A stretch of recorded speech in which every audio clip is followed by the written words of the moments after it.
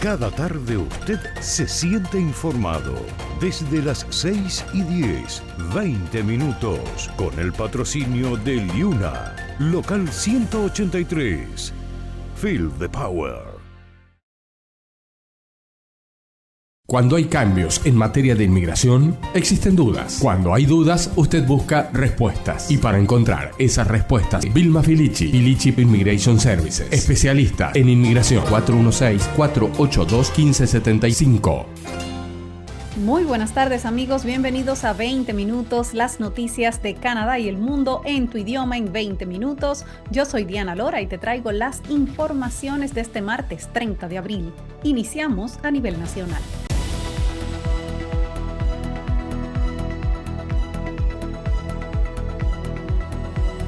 Empezamos en Ottawa, donde hoy han expulsado a Pierre Poilievre de la Cámara de los Comunes. El presidente de la Cámara de los Comunes, Greg Fergus, expulsó al líder conservador Pierre Poilievre del hemiciclo esta tarde por referirse repetidas veces al primer ministro Justin Trudeau como un chiflado.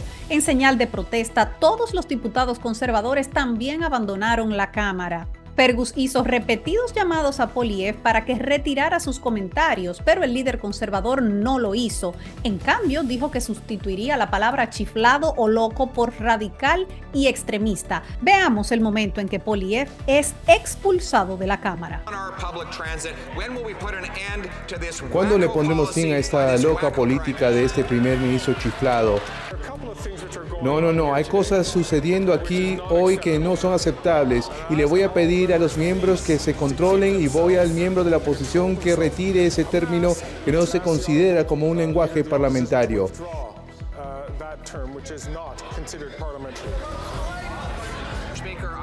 Señor presidente, reemplazo chiflado por extremista. No lo estoy pidiendo que lo reemplace, le pido una vez más simplemente que lo retire. Reemplazo chiflado por extremista. Señor Poilievre, tengo que nombrarlo por desconocer la autoridad del presidente y en conformidad que la autoridad que me otorga la orden permanente le ordeno que se retire de la Cámara y de cualquier participación por videoconferencia por el resto de la sesión. La economía creció a un ritmo más lento en febrero y eso podría significar que el Banco de Canadá dé el paso de reducir las tasas de interés. La economía canadiense creció más despacio de lo esperado en el mes de febrero y los primeros indicios apuntan a que el crecimiento se detuvo en marzo, algo que según los economistas podría empujar al Banco de Canadá a recortar los tipos de interés en su próxima reunión de junio. El Producto Interno Bruto de Canadá creció un 0,2% en febrero en comparación con el mes anterior, según reveló Estadísticas de Canadá esta mañana, mientras que economistas encuestados por Bloomberg esperaban un crecimiento del 0,3%. Las estimaciones preliminares también muestran que la economía no creció en absoluto en marzo y Estadísticas de Canadá también revisó ligeramente a la baja el crecimiento de enero del 0,6 al 0,5%. Estadísticas de Canadá también publicó una estimación preliminar de que la economía canadiense creció un 0,6% en el primer trimestre, lo que se traduciría en una tasa de crecimiento anualizada aproximadamente del 2,5%. Ahora, con estos datos, economistas de CIBC, BMO y RBC dicen que el Banco de Canadá tiene más presión para empezar a bajar las tasas de interés en el mes de junio. En su informe de política monetaria de abril, el banco predijo que la economía canadiense crecería a una tasa anualizada aproximadamente del 2,8% en el primer trimestre y del 2% en el primer semestre de este año, pero ha crecido un poco más lento. El Banco Central subió los tipos de interés 10 veces entre marzo del 2022 y el verano pasado en su intento por reducir la inflación hasta su objetivo del 2%. Y en otra información, la construcción de la autopista 413 empezará en el año 2025. Ontario iniciará la construcción de la autopista 413 en el 2025, según anunció en el día de hoy el premier Doug Ford desde Caledon. La autopista de 6 carriles y 52 kilómetros iría de Halton a la región de York, conectando las autopistas 401, 407 y 410. Así hizo Ford el anuncio. Today, Highway 413 is going to be a game changer for the region. La autopista 413 cambiará el juego en la región, no solo por la creación de miles de empleos, sino porque también reducirá los tiempos de traslado en 30 minutos en cada dirección. Eso es 1 hora al día para los conductores, 5 horas a la semana en uno de los corredores más congestionados en Norteamérica. Y esta no será la última. Continuaremos construyendo autopistas en Ontario y tendremos más anuncios en los días por venir. Pero hoy me place anunciar que la construcción de esta autopista iniciará en el 2025. La autopista 413 es una promesa de campaña del Premier Ford y se espera que el proyecto reduzca los atascos en el área metropolitana de Toronto y de Hamilton. Ford dijo que la provincia está realizando actualmente trabajos de campo para asegurarse de que la construcción empezará a tiempo. Recordamos que el gobierno federal llegó recientemente a un acuerdo con la provincia para que el proyecto siga adelante sin necesidad de pasar por la ley de impacto ambiental. En otra información, amigos, hubo un accidente fatal en la 401 que ha dejado 4 muertos tras una persecución policial y vamos a compartir ahora los detalles de cómo ocurrió este terrible accidente en el que hay un bebé fallecido. Según la Unidad de Investigaciones Especiales, 4 personas murieron anoche, entre ellas un bebé, tras un grave accidente en la autopista 401 que se inició con una llamada por un robo en Clarington, Ontario, y una persecución en vía contraria con agentes en la autopista. La Policía Regional de Durham dijo que alrededor de las 7:50 de la noche de ayer, los oficiales fueron llamados por un robo cerca de Green Road y la autopista 2 en Clarington. El sospechoso huyó cuando llegó la policía y se inició una persecución, así lo dijo la propia policía en la cuenta de X. La policía dijo que el sospechoso luego se metió en la autopista 401 en la dirección contraria, causando un accidente de varios vehículos con múltiples víctimas mortales en Whitby. Los fallecidos son un infante y sus abuelos de 55 y 60 años y el conductor del vehículo sospechoso que era perseguido por la policía. La autopista 401 fue cerrada en ambas direcciones durante la noche entre Lake Ridge Road y Broad Street en Whitby. La autopista fue luego reabierta otra vez esta mañana. Ahora la Unidad de Investigaciones Especiales, la SIU por sus siglas en inglés, ha sido llamada para analizar este fatal incidente. La SIU es un organismo independiente que investiga la conducta de los agentes en incidentes con resultado de muerte, lesiones graves o presuntas agresiones sexuales. Y pasando a otros temas, el impuesto a la plusvalía se aprobará por separado del presupuesto. La viceprimera ministra y ministra de Hacienda, Chrystia Freeland, presentará otro proyecto de ley omnibus para aprobar una amplia gama de medidas prometidas en el presupuesto federal el pasado 16 de abril, aunque la modificación del impuesto sobre las plusvalías o la ganancia de capital que propuso el gobierno va a quedar fuera de esa legislación. Hoy la ministra del Gabinete Liberal ofreció un primer avance de lo que contendrá el proyecto de ley presupuestaria cuando lo presentó en la Cámara de los Comunes con lo que se conoce como una moción de medios y arbitrios. Básicamente todas las medidas que fueron anunciadas en el presupuesto del 2024. Es una moción de 663 páginas que describe todas las medidas fiscales y legislativas que el gobierno planea incluir en el proyecto de ley y lo han titulado Ley de Ejecución Presupuestaria 2024, que se va a presentar pronto en la Cámara de los Comunes si los diputados así lo permiten. En este paquete está ausente el plan de Freeland de recaudar $19,300 millones en los próximos 5 años mediante el aumento de la tasa de inclusión de las ganancias de capital, que pasaría del 50% al 67% para las personas que ganen más de $250,000 en ganancias de capital en un año y para todas las empresas y fideicomisos. La intención del gobierno es avanzar en el cambio de las ganancias de capital a través de una pieza separada de la legislación que se movería a través del Parlamento en su propio calendario. Cabe señalar que el presupuesto había prometido que este cambio fiscal se aplicaría a las plusvalías realizadas a partir del 25 de junio de este mismo año. Los periodistas le preguntaron hoy a Freeland si el motivo de someter esto por separado del resto del presupuesto es porque planean modificar el aumento del impuesto a la ganancia de capital, pero la ministra no respondió directamente a esa pregunta y tampoco especificó cuándo estarían sometiendo esa legislación. Lo que sí dejó claro es que el gobierno federal sigue comprometido con aplicar el aumento de impuesto a partir de la fecha anunciada del 25 de junio. Hacemos una breve pausa y cuando regresemos nos vamos al plano internacional. Cada tarde usted se siente informado. Desde las 6:10, 20 minutos, con el patrocinio de Liuna, local 183. Feel the power.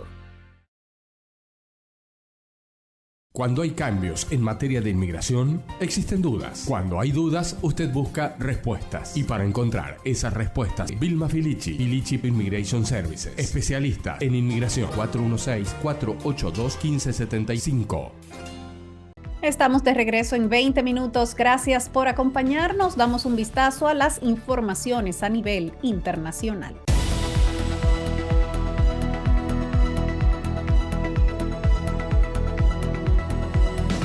Multan a Donald Trump por violar una orden del juez. Donald Trump fue declarado en desacato el día de hoy y multado con $9,000 por violar repetidas veces una orden de silencio que le prohibía hacer declaraciones públicas sobre testigos, jurados y algunas otras personas relacionadas con su caso de pagos secretos en la ciudad de Nueva York. Los fiscales habían alegado 10 infracciones, pero el juez de Nueva York, el juez Juan Merchan, consideró que se habían producido 9. No obstante, la sentencia supuso una dura reprimenda para el expresidente republicano de los Estados Unidos, que había insistido en que estaba ejerciendo su derecho a la libertad de expresión.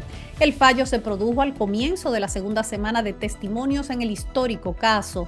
Los fiscales de Manhattan afirman que Trump y sus socios participaron en un plan ilegal para influir en la campaña presidencial del 2016, enterrando historias negativas sobre Trump. Él se ha declarado inocente. Trump estuvo acompañado en la sala en el día de hoy por primera vez por su hijo Eric. Es la primera vez que un miembro de su familia lo acompaña en este juicio penal. En la primera semana de testimonios en el juicio de Donald Trump, que es por ocultar dinero, pagos de dineros a varias mujeres, los fiscales de Manhattan retrataron lo que dicen que fue un plan ilegal para influir en la campaña presidencial estadounidense del 2016, enterrando historias negativas. Ahora los fiscales están trabajando para completar los detalles de cómo creen que Trump y sus aliados llevaron esto a cabo. El juicio se reanudó hoy con el testimonio de Gary Farrow, un banquero que ayudó al ex abogado de Donald Trump, Michael Cohen, a abrir cuentas, incluida una que Cohen utilizó para comprar el silencio de la actriz porno Stormy Daniels. Ella alegó un encuentro sexual con Trump en el 2006 que este niega. Los jurados han escuchado hasta ahora a 2 testigos, entre ellos Ronna Graff, ex asistente ejecutiva de Trump durante mucho tiempo, quien relató que recordaba haber visto a Stormy Daniels en la oficina de Trump, y también el ex editor del tabloide National Enquirer, David Pecker, quien explicó cómo aceptó servir a la campaña de Trump, ayudando a callar rumores y afirmaciones poco favorecedoras sobre Trump y estas mujeres.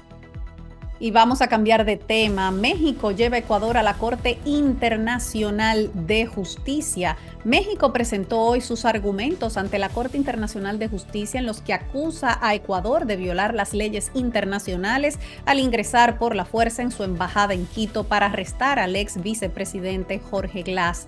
Hoy se celebró la primera audiencia pública donde la Corte analizará las quejas de México sobre el allanamiento a la embajada ocurrido el pasado 5 de abril, horas después de que México le concediera el asilo político a Glass. La defensa mexicana, encabezada por Alejandro Celorio, habló de una grave violación al derecho internacional. Escuchemos cómo lo dijo el señor Celorio. An international law which should not be crossed. Regrettably, the Republic of Ecuador Señorías, hay líneas en el derecho internacional que no deben cruzarse, pero lamentablemente la República de Ecuador las ha cruzado. Las acciones llevadas a cabo por Ecuador no solo transgreden los límites del derecho internacional, sino que también sienta un precedente desconcentrante que repercute en toda la comunidad internacional. Esta misma Corte ha establecido que la inviolabilidad de las sedes diplomáticas es una regla que está protegida por la Convención de Viena sobre las relaciones diplomáticas, de la cual son miembros las dos partes en esta disputa. Más aún, ha dictaminado que esta regla tiene un carácter fundamental. Con sus acciones, Ecuador ha violado una de las piedras angulares que rige las relaciones entre los estados. La defensa de México prosiguió su exposición mostrando los videos de las cámaras de seguridad que captaron la irrupción en su embajada de las fuerzas del orden de Ecuador ante la protesta enérgica del jefe de su delegación diplomática. Mañana la Corte escuchará los argumentos de Ecuador y después de esto decidirá sobre las medidas cautelares que fueron solicitadas por México. Esas medidas cautelares son que la Corte Internacional de Justicia le exija a Quito tomar medidas apropiadas e inmediatas para proporcionar plena protección y seguridad de las instalaciones diplomáticas, su propiedad y sus archivos. Además, cree que la Corte debería instar al gobierno ecuatoriano a permitir que México despeje las instalaciones diplomáticas y la residencia privada de los agentes diplomáticos. También espera que no se tome ninguna acción que pueda perjudicar los derechos de México con respecto a cualquier decisión que la Corte Internacional de Justicia pueda emitir sobre el fondo de esta disputa. Mañana, como dijimos, Ecuador presentará sus argumentos.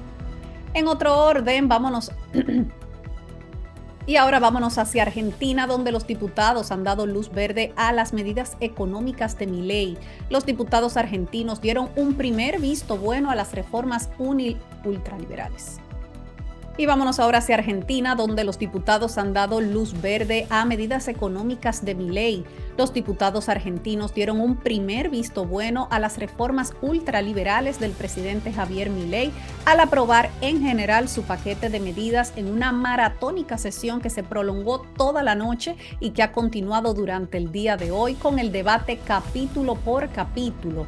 Al cabo de más de 20 horas de sesión, la ley Bases obtuvo 142 votos a favor, 106 en contra y 5 abstenciones en la decisión en general, un primer paso tras el cual los diputados permanecieron en el recinto y procedieron a votar los capítulos en particular. La ley Bases contiene unos 230 artículos, un tercio de los incluidos en una ambiciosa reforma que se hundió en febrero en el Parlamento, donde el oficialismo no controla ninguna de las dos cámaras. Prevé la declaración de la emergencia económica y energética por un año, la delegación de facultades del Parlamento al Ejecutivo, la reforma del Estado, la reforma laboral, un régimen de incentivos a las grandes inversiones y cambios en la ley previsional, además de fijar una decena de empresas del Estado sujetas a privatización. Los diputados también deben votar un paquete fiscal de más de 100 artículos que se discutió paralelamente. De ser aprobados, los dos proyectos deberán todavía recorrer un camino de espinas en el Senado, donde el partido de gobierno cuenta apenas con 7 de los 72 escaños. Decenas de manifestantes repudiaron el proyecto frente al Congreso hasta altas horas de la noche del lunes en el marco de una concentración convocada por sindicatos y partidos opositores. Las centrales obreras llamaron a movilizarse el 1 de mayo en el Día del Trabajo para mañana contra esta reforma laboral y el ajuste que aplica el gobierno, que ha implicado miles de despidos en el Estado en un contexto de inflación de casi el 290% anual. También convocaron a una huelga nacional para el 9 de mayo, la segunda desde que asumió Milei en el mes de diciembre. Y ya para finalizar, vamos a ver lo que nos espera en el clima mañana en las principales ciudades del país.